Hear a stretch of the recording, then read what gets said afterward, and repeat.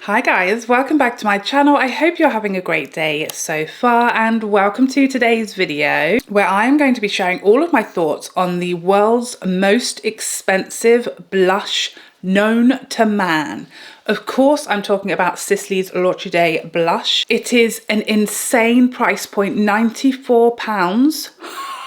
I'm sorry, what? But today I'm going to be finding out, why is it so pricey? Could it possibly be worth 3 times the amount of any other blush? We're going to find out. So without further ado, let's get started. Okay, so the L'orchidee blush from Sisley. It will set you back, believe it or not, I'm not sure I can, £94 or $130 for 15 grams of product. Available in 3 shades. I picked up shade 3 Corail. There is also a more bronzy tan shade, and then there is a beautiful rosy pink. So as per the brand, this is described as a highlighting blush composed of 3 shades that blend endlessly to enhance the complexion and gently sculpt the face. With a sheer and luminous covering, its formula is enriched with white lily, which preserves the comfort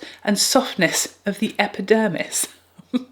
Pardon? Its trio of ultra luminous shades was specifically designed to sculpt and enhance the face's natural beauty. Soft, pearly, light diffusing nuances bring radiance to the skin. Micronized pigments and pearls provide an immediate glow, and in a single brush stroke, the complexion is highlighted and evened. Provides fantastic resistance to rain, moisture, heat, tears, the tears of our enemies, presumably. Perspiration, sebum, very long lasting. So they say. So I will of course put the ingredients up on the screen for you so you can check if there's anything you may be sensitive to or unhappy about within this product. These are the ingredients that are specific to the shade that I purchased. They're slightly different depending on the shade, but they are all listed on Sisley's website if you want to check if you are more interested in a different shade, as there are some differences. So first things first, I just want to declare that I haven't lost my mind. I did not pay £94 for this little blush. I in fact paid 40 something pounds for this. I had a lot of points saved up on my Cult Beauty account, so I had literally about £30 of points, and there was a discount code running at the time when I purchased this. So I do actually sometimes practice what I preach. Okay, sometimes I can't because I'm a content creator, but this has been around for a long time. It's not new.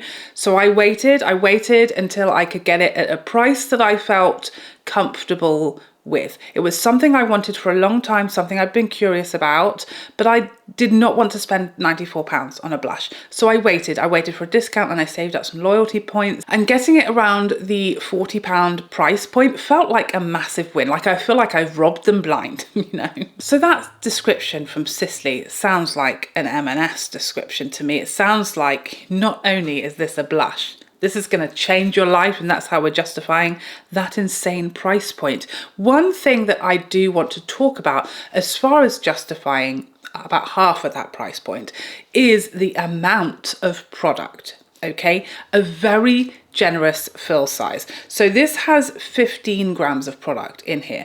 Your typical Chanel blush has 6. So this is literally like 2.5 times the size of a Chanel blush. So if you're looking at pound per gram, then actually this is cheaper than a Chanel blush when we look at the amount. So that is something to think about. Do we need 15 grams of blush? Will you ever hit pan on it? I wouldn't have thought so. I don't know if that's necessary. Could they halve the amount and the price point, and that would be far more agreeable for most of us? I think they should. So let's take a close-up look at this blush and see if we can find any clues as to where our pounds have gone. So as a starting point, the packaging is glorious. It's absolutely stunning, and it feels luxurious, and it looks it as well, in my humble opinion. So as you can see, you've got a lighter blush, a richer blush, and you can also see those sort of flecks of highlighter dotted throughout. There's no denying it's one of the most beautiful pieces of makeup I've ever seen. Now, bear in mind that I have used this blush already several times and it still looks that stunning. It really hasn't affected how beautiful it looks in the pan as yet. I will keep you posted as to how it ages, but so far it literally looks exactly as it did when it arrived. I will show you a photo that I took before I touched a single hair on its head in here before I used this product at all. Before I swatched it, this is what it looked like. It really looks the same to me. There's really nothing that looks messed up or smudged. There are still these gorgeous flecks throughout the whole product. That's not just an overspray. So I think that's good points in its favor. You know, I don't want it to be like one use and it just looks like any old blush. If you're going to charge me 3 times the price, then I want it to look unbelievably stunning every time I open it to use. Let's do a little swatcheroo, why not? There is a somewhat heavy swatch and a more blended swatch. So you can see it's quite a soft, subtle blush. To me, a high price point doesn't necessarily mean I want something to be incredibly pigmented or overly pigmented, especially when we're talking about blush. I would rather a blush was softer and buildable than something overly pigmented that's going to be hard for me to blend out on my skin tone. This is so pretty. Look at that finish. Gorgeous. I definitely noticed with this, the sort of heavier swatch almost looks matte.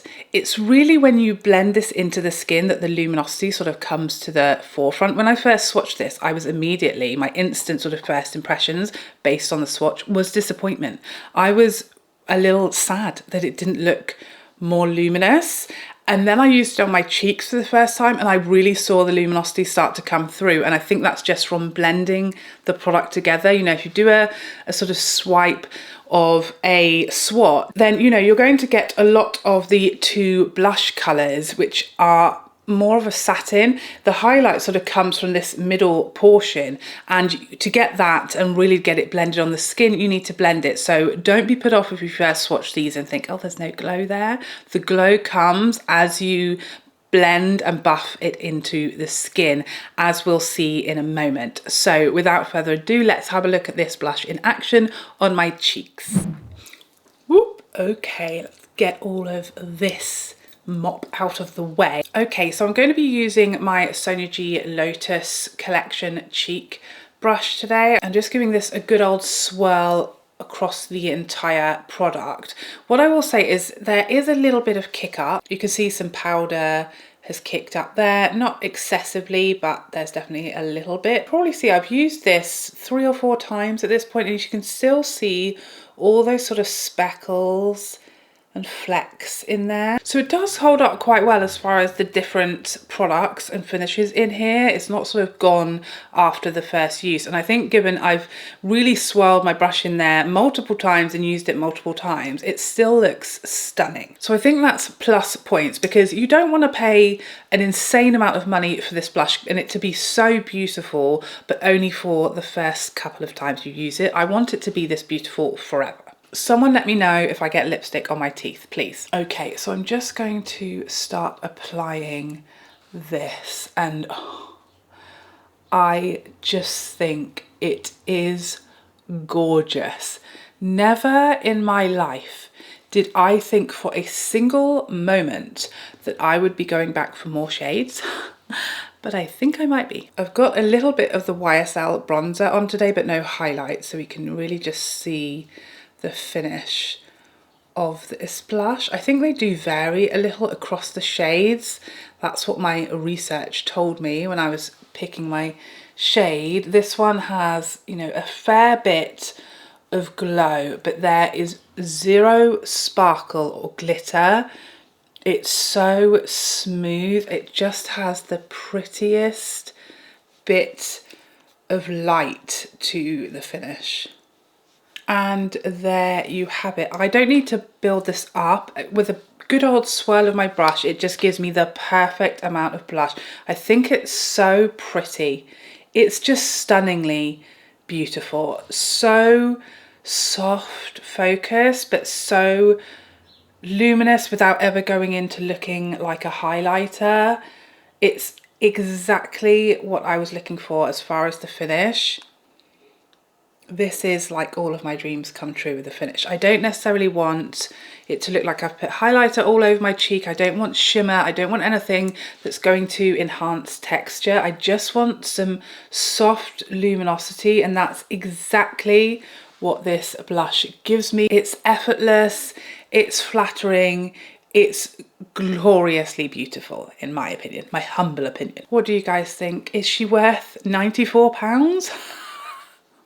I'm not sure. What do you think?